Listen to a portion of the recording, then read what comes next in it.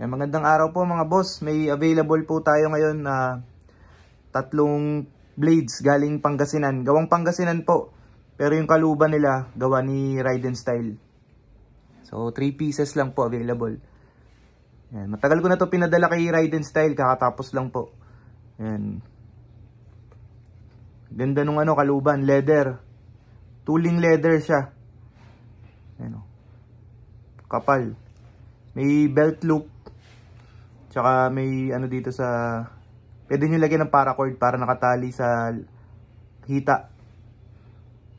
Ayan, may lock din siya. Ayan, gawa ni Ride and Style yung kaluban natin.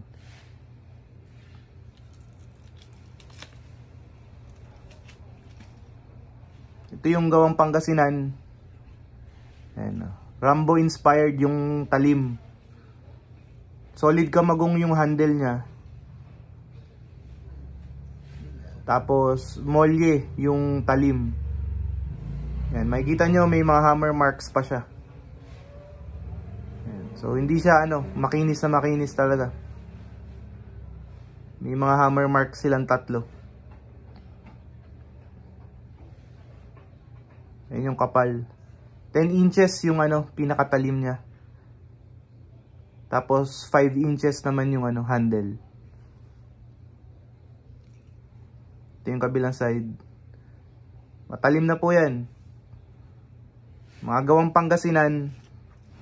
Tapos pinadala ko kay Ride and Style para gawa ng kaluban. Yan. Tapos pinadala ko kay Sir Dan para hasain ulit. Ito yung una mga boss. Ito yung pangalawa. Ganun din, pare-parehas lang naman siya. Ganda ng kaluban.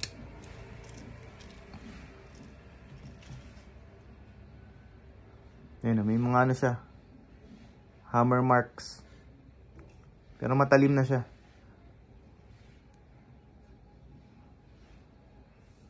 Ayan, check natin.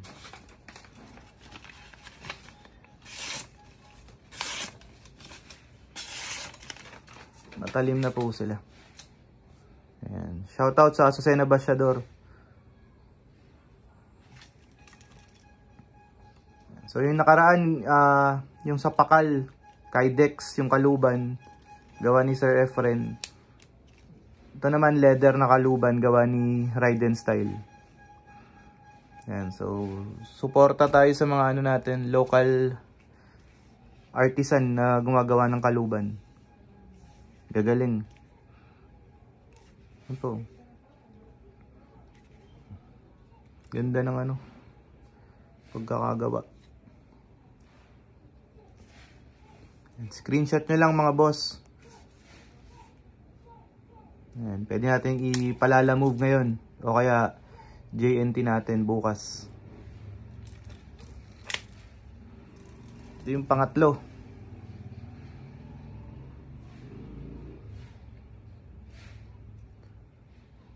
So makikita nyo sa blade, yung mga talaga hammer marks. Rambo inspired siya, gawang Pangasinan. 10 inches yung talim. So ayun lang po mga boss. Pa-screenshot na lang po kung interesado po sila. Yan. Thank you po. Maraming salamat mga boss. Thank you.